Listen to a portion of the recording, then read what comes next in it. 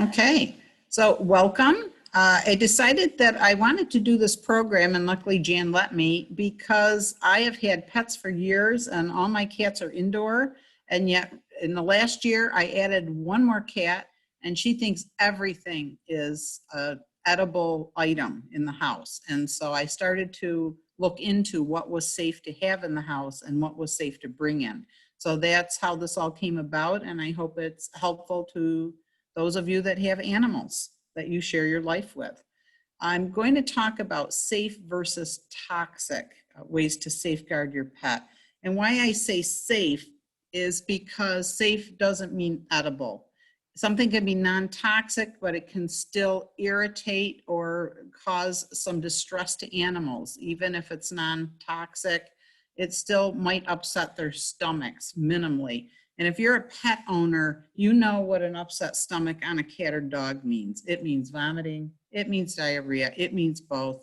I don't know about you, but I don't want to face either of those if I can avoid it. So that is, the intent is to know what won't hurt them, but it still could cause some stomach distress and a cleanup for you. So I will share first with you some information about how they measure toxicity. The idea is that it varies by the amount an animal ingests, and even plant to plant. Some can have a toxic label, but are going to be a mild irritant as opposed to something that is going to be instantly lethal. Also, when they measure toxicity with plants, it's not just the blossom. It can be the stem, it can be the roots, it can be a bulb, even can be the water that your dog or cat may lap up in a tray or a plate that you have sitting under the indoor plant. So just to be aware of that, and also to be alert if you choose to have plants in the house that can cause some distress, you really need to be alert to physical and behavior changes, so that if an animal consumes something and you notice symptoms, that you get help right away for that cat or dog. And I'm focusing on cats and dogs. If you have ferrets, fish, and all the like, I'm sorry, I don't have that information for you today. I want to start with houseplants, because if you have animals, most likely those are the plants are going to come in contact with more frequently. And also focused on things that are more common to have in your house. First one is philodendron. I had gobs of philodendron. It all went to a happy home here in the city because it is toxic. Contains calcium oxalate crystals. Again, not good for people either. And if your animal gets a hold of philodendron, you may see seizures. They can have pain. They can have swelling in the mouth. They can even have spasms. So again, something you don't want them chewing on. And this was the one my new cat wanted to head right toward, so it had to leave the house.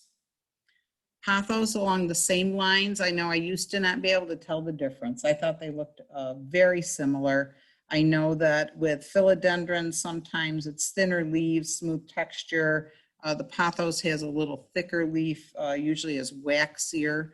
Also, I believe it's called devil's ivy, and that certainly would be the case for an animal, because they can have stomach upset, drooling, choking, swelling of the mouth and tongue, breathing difficulty. It's also been known to cause renal failure, liver failure, even death. It is a very toxic plant to have around your cat or dog. I promise this will get happier as the program goes on, that I'll share some things that aren't going to cause these problems. Another common houseplant, aloe vera. Again, used to have aloe vera. It's great for burns. Now I have burn cream, because again, this can be mild to moderate in terms of the distress, and it can include vomiting, diarrhea, tremors. They can become very lax and lethargic. So again, things to look for if you have aloe vera and your animal gets into it. Another common house plant, jade. I think everybody loves it, but again, can cause all these same symptoms: drooling, diarrhea, abdominal pain. Really scary to me, the idea of convulsions and a heart rate reduction. One thing to look for too, if your animal starts to look depressed or has a real low level of energy, And if the animal starts to show a lack of coordination, this can also point to a symptom of ingesting jade. Snake plant. This used to be my mom's favorite plant, and we had cats, so thank goodness they didn't eat the plants. Again, pain, nausea, diarrhea, and the poison also has a numbing effect that can cause the throat and tongue to swell on an animal. And again, that could stop them from breathing. So again, something you probably don't want to have in your house. I know my mom also loved Dieffenbachia, and the same type of thing. It can cause that numbness and swelling of the tongue and mouth. They can have seizures. There's also pain in ingesting this. And notice it has the same calcium oxalate crystals that you would find in philodendron, which also is toxic. So something else to not bring in with your cat and dog. I also wanted to touch on plants that we don't normally have year-round in the house, but we may consider holiday plants that you may bring in, and some, again, that are toxic to cats and dogs. Amaryllis has a toxin, which is in all parts of the plant, but most concentrated in the bulb, deadly for dogs. Symptoms you'd want to look for are nausea, vomiting, diarrhea, tremors, convulsions, and for dogs, it can cause respiratory failure. So especially for dogs, this is a very lethal plant to have around. And yet I know many of us, we bring them in for the holidays. In the spring, we like to bring in daffodils. Again, they contain that same toxin that you're going to find in amaryllis. So something that you may not want to bring in. Animals would have the same symptoms that they would have with the amaryllis. Lilies. Lilies, just like you don't want amaryllis in the house if you have a dog, you don't want any part of a lily in the house with a cat. Every part of the lily is poisonous, including the pollen. And kidney failure can occur. It's very lethal. And it's not just Asiatic, it's daylily. So any type of lily you want to keep outside, you want to keep your cat away from it. And another spring plant, we love to bring in tulips.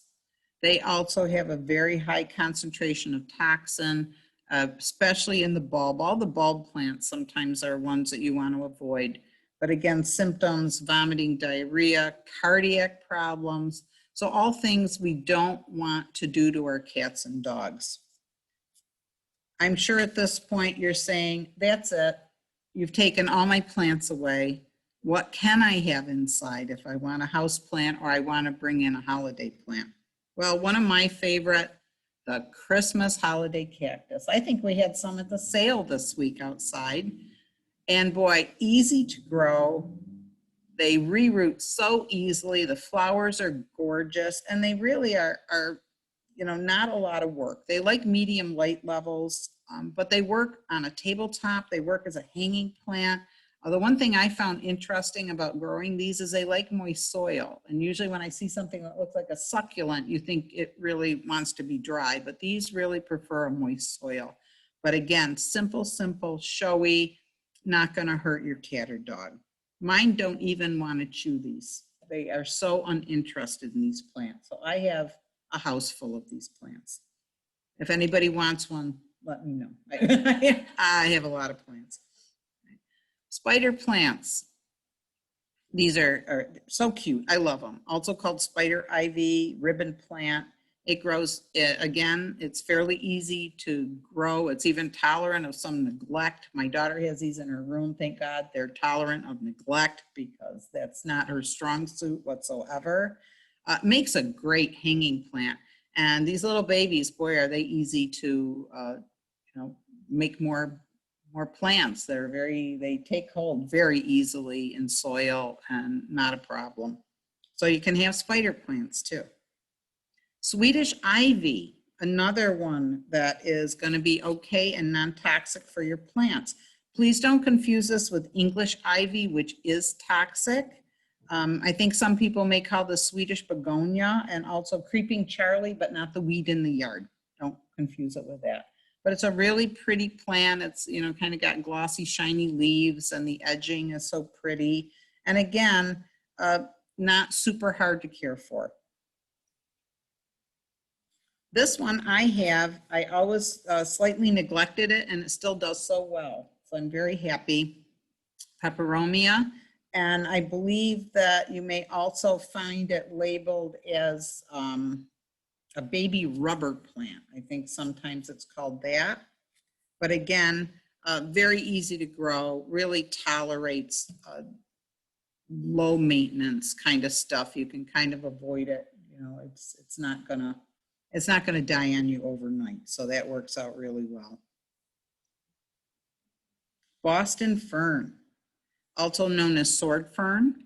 This one does have some specific needs. I hope everybody else has been successful growing this. I'm not really good at this. I don't like to mist things, and it does need high humidity. It also likes a cool place to be in. I know some people that will put it on a pebble tray so they can keep water under it. Personally, that's too much work for me. But if you're good at that and you don't mind doing that maintenance, which really isn't a lot, it is a beautiful plant. Burro's tail. This likes full sun. You can hang it. It's also known as, some people call it donkey's tail or lamb's tail. So again, a pretty succulent looking plant that's not going to hurt the cats or dogs. One that I could not grow, it just didn't like me, but my mother-in-law did just beautiful African violets. And again, they like certain light conditions, certain amount of moisture. So you really need to be aware of how you water them and the lighting you have, where you have them placed. Again, personally, too much work for me. But as I said, my mother-in-law just had beautiful plants. She had a special plant table for them and lighting, and they were just gorgeous to look at. Bamboo palm. Some palms are toxic. There's actually quite a few that are not. This one I think is so pretty. It's safe. It also, what I love, has a clean air designation, meaning that it takes toxins out of the air. If you're looking for this, it's also called a reed palm, and it will grow in low light conditions. The more light, the bigger it's going to get, but they can grow anywhere from 4 to 12 feet. So if you've got a nice tall ceiling, what a great plant to have. If you don't want it that tall, probably can limit its light source a little. But again, that it does that clean air, I think is what a nice bonus to have. Let's look at some garden plants that are non-toxic, because I hope everybody likes having a cutting garden. I love to bring things inside, but again, I have 6 cats. I admit it. I have an addiction. And they like nothing better than to jump on a table and consume every flower I've brought in. So again, I have to be careful that they're not toxic to them. Certainly I've pictured the ones you're going to see most often, the purples, but boy, they come in every different color now. Easy to grow. They spread like crazy. If you have them outside, the birds, the butterflies, everybody loves them. And again, they're very striking, and I think they last forever in a vase. So they go forever. And again, not going to hurt the cat or dog. Something we're seeing a lot of right now, the black-eyed Susans, the same way, fairly easy to grow. They spread quite well and not going to be a harm to your animals. And look at the color variation you get, a pretty bouquet. One of my favorite to grow too, bee balm. And that can come in the house if they decide to chew on it. Again, not going to be toxic for them. I know these spread like crazy. I had to do some division on mine this year. They just took over where I didn't want them to be. But again, hummers and butterflies, they're a wonderful plant to have, and they look striking in an arrangement. Roses, thorns, just like they're going to hurt you, they're going to hurt your cat or dog when they chomp them, but that's it. The rest of the rose is not going to be a problem for them. And the lovely scented ones are great to bring in. I decided to throw an herb in, lavender, because it's my favorite. Again, not going to hurt them, any part of the plant. Again, these want that full sun. They're going to do best that way. Phlox, another one that spreads, is fairly easy to grow. I've never had a problem with it. It's fragrant and it's something you can bring in.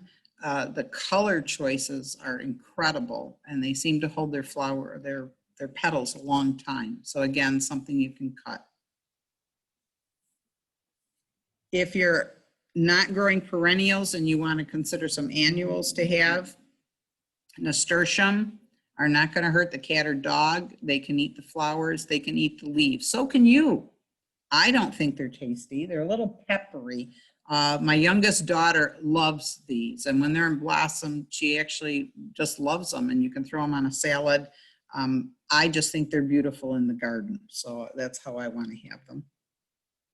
Zinnia too, all different sizes and shapes, not going to be harmful. Some of the really tall stemmed ones are just gorgeous to cut them and bring them in. And again, not going to hurt anybody. And sunflowers. Who doesn't love a sunflower? And again, you can bring it in. Other than it getting pollen all over your table, it's not going to hurt the animals if they decide to chew a little bit on it. So those are some of the non-toxic garden plants. I also want to share with you some, though, that you want to keep outside, that if you are growing them, you probably want to keep them in the yard rather than bring them in a vase. Lilies, I have to mention again, because as a cat owner, I just know how dangerous they are. And despite how beautiful they are and how wonderful the scent is, I don't want to take any chance of losing a cat or having to do an emergency vet run. So lilies, yeah, keep those outside and keep your cats away from them. Foxglove, what a beautiful plant, but you don't want to chew on it either. It will be very bad for you, bad for your cats, bad for your dogs. Collapse, seizures, not good things. The minimal would be the vomiting, diarrhea, but this can be a fatal, fatal thing. So you don't want to bring those in.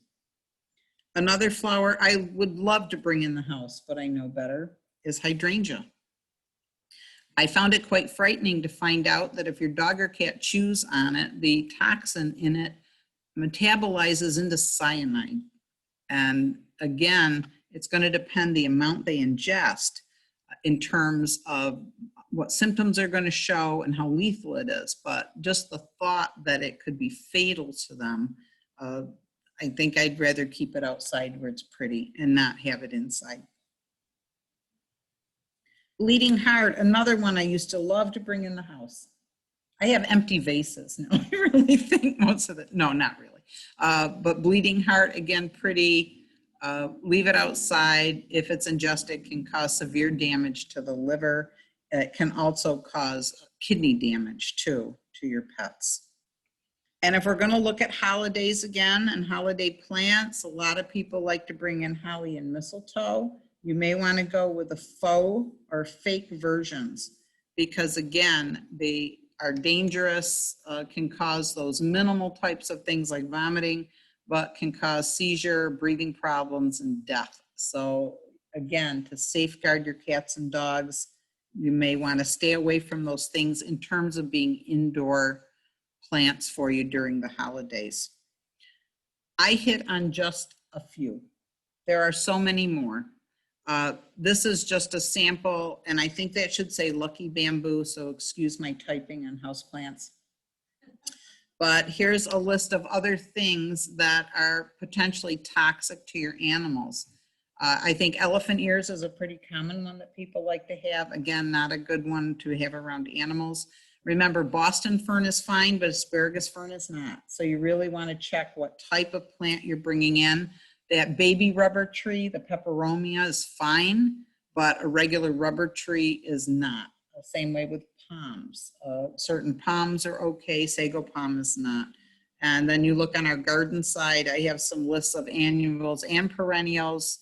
Again, crocus, another bulb plant. Again, toxins in there, especially if they get a hold of the bulbs. I know we like to bring in chrysanthemums. I used to love to bring in peonies, but again, to recognize those things could be toxic to your animals. We do have, though, some lists, other lists of non-toxic plants. And quite a few when you look at daisies and cornflowers for the garden, snapdragons, all things that you can bring in an arrangement, baby's breath, and house plants. Look at all the palms. So if you research it well, you can have a number of palms, you can have an orchid. So there are a number of things that are not going to be harmful to your cat and dog. It's just a matter of a little bit of research on it. So how are you going to safeguard your pet? I told you the things you shouldn't bring in. Maybe you're a little leery about that. Maybe you're going to decide no plants. I can't do that. I tear up just like this, face. I can't imagine not having plants, both house plants and garden plants. So some things you can do. This is my table. This is my bird cage. I don't have a bird, but I'm able to put flowers on the table and keep them in the bird cage. And you do notice I have roses in here and I have coneflowers, white and purple coneflowers. So I try to only bring in things that I know are non-toxic. Again, I recognize they're considered non-edible, so I still don't want the cats to eat them. But in the cage, they'd have to work for hours. Occasionally they're successful in pulling a flower and nibbling a little on a petal. But for the most part, I try to keep them well confined within this bird cage so that they can't get to the flowers. It may look a little strange, but I can still have an arrangement on the table when things are in blossom, so it makes me very happy. So inside, bird cages, crates, outside fencing, cloaks, the type of thing where you're doing some type of coverage just to keep your pet away from them, make those plants harder to get at. This is my crate, I believe, next. This is not pretty, right? This is awful, but it helped that spider plant grow again. And now it's in a new location where new cat can't get it. So again, sometimes the solutions are temporary. Sometimes they're downright ugly. So, use whatever you need to use, be inventive. Certainly the bird cage, I think, is prettier than this crate. But as I said, it salvaged the spider, it let it grow out again, and now it's in a location where the cats can't get to it. I like hanging them too. I think this is my living room Christmas cactus, and I have a number under it on various tables. Again, fortunately, my cats don't like Christmas cactus, so they leave it alone, but it allows me to have a hanging plant. Certainly you can do this with a spider too, or with a Swedish ivy. So there's a few things out there that are going to work for you if you want to do hanging plants. And certainly if your pet does ingest something, first step may be calling your vet, but also there's a poison control center number here I listed that would be able to answer questions for you, talk to you about symptoms. And certainly if you want to research more about plants, I found one of the best sites I found for quick information was the one I listed with the ASPCA because they list toxic versus non-toxic. There are also sites that will list potential poison levels. So levels of toxicity are going to be listed, and that may be important to you too. And you can call Cooperative Extension. I'm so happy this slide is on here because I was worried. So certainly ask a master gardener. The people answering the phones are so knowledgeable, and I bet they have a lot of information too about what's toxic and not toxic for your cat and dog.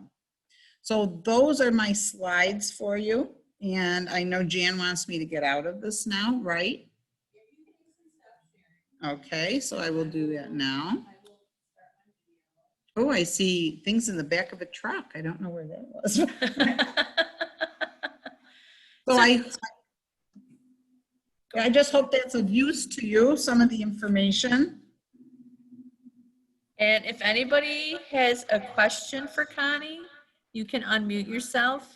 We're a small group, so feel free to unmute. While we're waiting for questions, I do want to point out that on some of those, you should really look at the Latin names and not just the common names. Because I know on Caladium, they go by elephant ears, but so do a lot of other plants. And I apologize for that. Nope, that's common. And I was actually surprised that daylilies are also toxic. I knew the bulb lilies were, but I didn't realize daylilies were also. And they may not have the same level of toxicity, but the recommendation is to not let the cats near them. Yeah, because I know for the bulb lilies, the pollen, even just the pollen, if they get a grain Right. or two, is very deadly for them. And anybody who's done an emergency run with an animal, that's never the route you want to go. I would rather keep the plant out and not have a fear of losing my pet or getting my pet back with $1,000 bill for recovery treatment. So I miss those flowers. I miss a lot of them, but I just would prefer not to have the cats exposed. Yeah. And I think you have to know your pets too, because I know my cat, she doesn't, at least hasn't touched a house plant, but my niece has a dog that'll eat anything, including rocks. Yep. I think I always use the adage, pets don't know what's good for them. It's, you would hope that they would know better, but no, they don't. Yeah. All right, anybody questions for Connie? Are you going to go throw all your house plants out now? All right, I'm going to stop recording.